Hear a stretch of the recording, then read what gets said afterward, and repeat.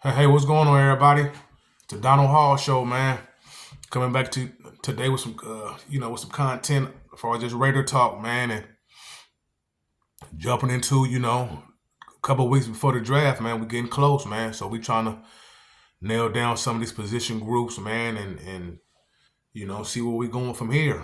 You know, we're gonna talk about the safety group today, man, and because I feel like we need a lot of help there too, along with the cornerback position, like I talked about the other day.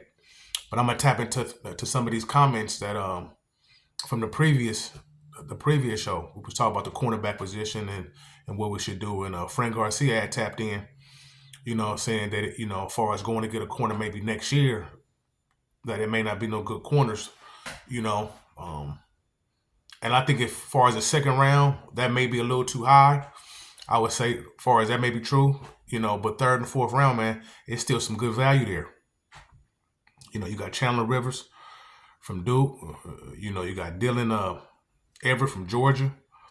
You know, so you got some guys that still there, maybe in the third and fourth round, man, that you can still pluck, man, because we still need depth at that position, man. We can't go on with just what we got.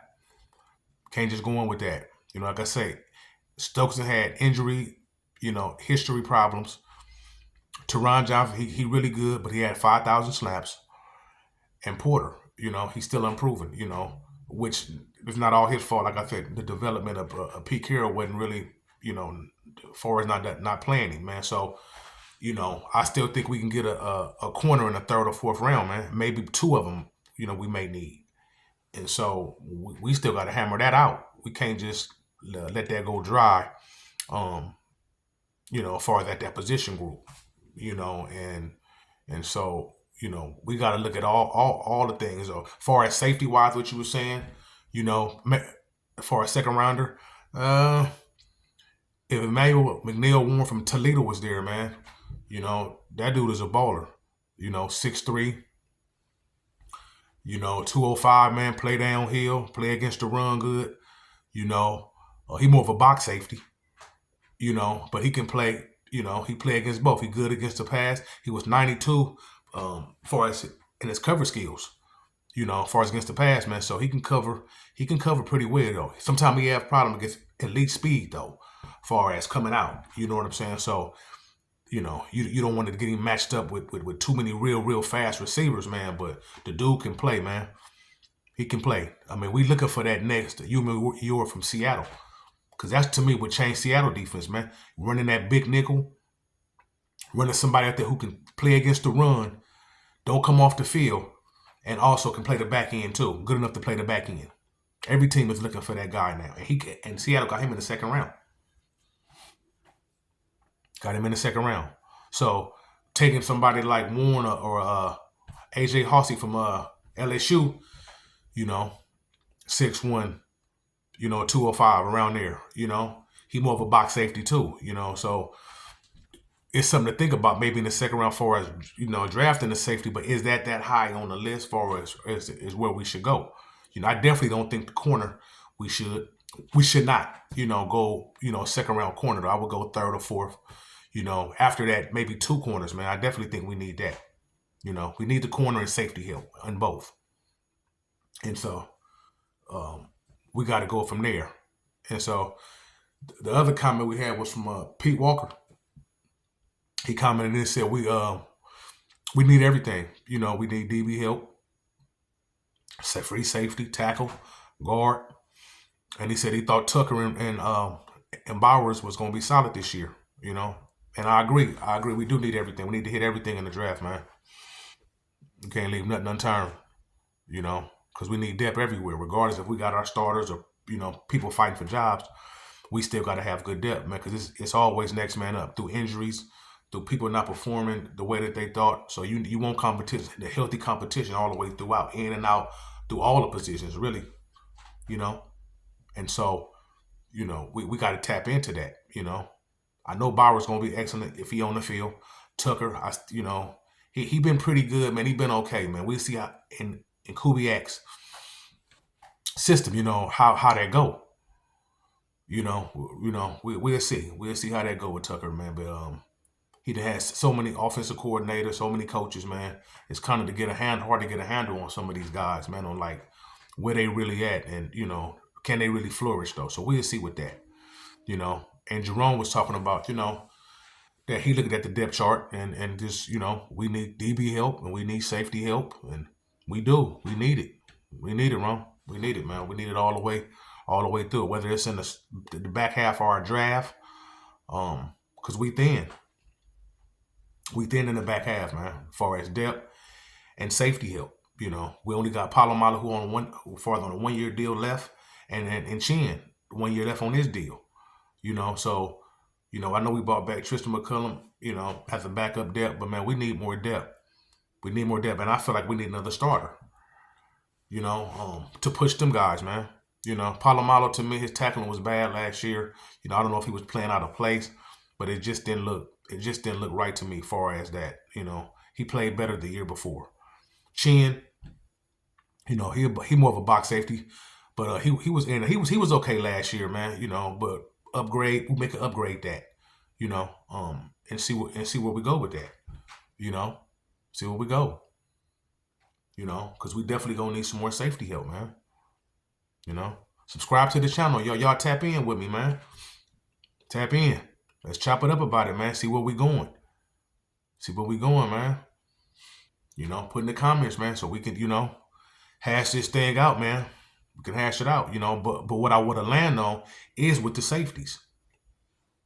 That's what I'm landing on, because it's like them two, Palomalo and Chin, I feel like they serviceable, they okay, but we need a really big upgrade. We need some free safeties, though. And as much as I like McNeil Warren from Toledo and Halsey from LSU, there's some other guys we can take in the third and fourth round. You got Bud Clark from TCU. He's solid. Ball hawking. He can play free, versatile, rangy. Zaki Wheatley from Penn State. 6'3", 215. Big, he free. He play free too. You want to get people that's versatile and rangy, with all these different complex offenses, man. You don't want the people to come off the field so much so they can get mismatches though. So if you got box safeties, you want some people that far as can roam. Play sideline to sideline. Take away a lot of the mismatches and stuff. Come down and be able to guard the slot. You got Traydon Stokes, man, from Arizona, man. He can play in the slot. He can play free. He done did a little bit of both. You got Genesis Smith, man, from Arizona. Play free. And did a little bit of both. So you got some free safeties, man. If you don't want to go with the box, another box, you got some frees that can play. And I would take one on the third round. Definitely. If I feel like they might not be there in the fourth round, and that was my guy. If I'm gonna go in the third round and one of them, I don't think Emmanuel McNeil Warren is gonna be there in the third round. I don't think AJ Harvey is gonna be there in the third round. If they are, I would take them. But I don't believe that. So I'm not gonna say, I'm not gonna say that. Realistically, I think Bud Clark and Zaki Wheatley will be there in the third round, third or fourth round. And I'm taking Bud. TCU, man. Give me Bud Clark. Give me Bud. 6'2", 190. Free, man. Ball hawking, man. Ball hawking. That's what we want. 56 tackles last year, 4 picks. He can play. He can play. And if we went Traydon Stokes from Arizona, he can play. He more of a slash nickel hybrid, kind of like to play in the back end, but playing a nickel. We need some versatile guys, man. That's what make your defense dynamic, when you can move people chess pieces around all over and then work with that so then it ain't so many mismatches on the field. Because like I said, everybody looking for the mismatch. Everybody looking for the weak link. you know. And so if we can get one of them guys in the third or fourth round, run that. Run it. Run it. Secondary help is a must. Safety help is a must. It's a must. Because I keep Wheatley from Penn State, man. I like Wheatley. Free safety. Come downhill and hit. Ball hawking too. He was solid, man, from Penn State. You know, between that third and fourth range, we got 3 picks in the fourth round. We need to make that happen with a corner and a safety. You know, with a corner and a safety. Definitely. I'm gonna have a 5-round mock draft. Friday, man, and I'll tell you who I would pick and where I would pick them at. You know, but Chin and Palomalo, we got to upgrade that. Not just the player, but they on 1-year deals too. So we got to plan for the future. We can't just have it like that and leave it like that. That's why you got to have, more guys come in that's going to be on the 4-year deals, and it's going to be Kubiak guys. It's going to be Rob Leonard guys. You know what I'm saying? So they'll be in that rookie contract where you can mold them into what you want. If Chin and Palomalo come back, they have good years, you can bring them back on short deals, here or there, But these rookie guys that you coming in, man, you want them to be one of the foundations going forward. What y'all think, Raider Nation? Tap in, man. Talk to me. Subscribe to the channel. Subscribe to the channel, man. Tap in, man. Let's chop it up. About this safety help, man.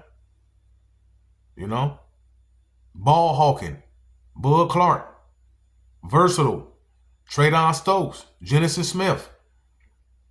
Run support. Emmanuel McNeil Warren. Toledo. Which one? Talk to me. Talk to me, Raider Nation. Which one you want? We got to tap into it, man. It's getting close. We're about 2.5 weeks away. We got to figure it out, how we going to formulate the roster as we keep going along. We want to do well in this draft, man, because this is foundational pieces going forward for how we going to look now and later. We got to hit. We got to hit on this, man. We got to hit. Last year's draft, like I said, and this year's draft coming up, next year's draft, we got to hit. Got about 10 or 11 picks, man. We got to hit. We're not going to hit on every pick, more than likely. But if you got 10 picks and you can get 6, 7 that's playing at a pretty good level, then you done had a pretty good draft. The back end of drafts, really, 6 round, 7 round, you got some guys there you can work with, and you got the diamonds in the rough, but them first 4 or 5 rounds, man, you got to hit. You got to try to hit to really elevate your team, going forward, man. And so I'm looking forward to it, Raider Nation. I'm looking forward to it. Us getting it down, and hitting every position group, And so we thin. Frank, we thin. Second rounder, no.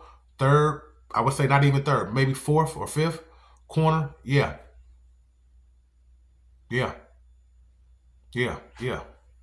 Definitely, man.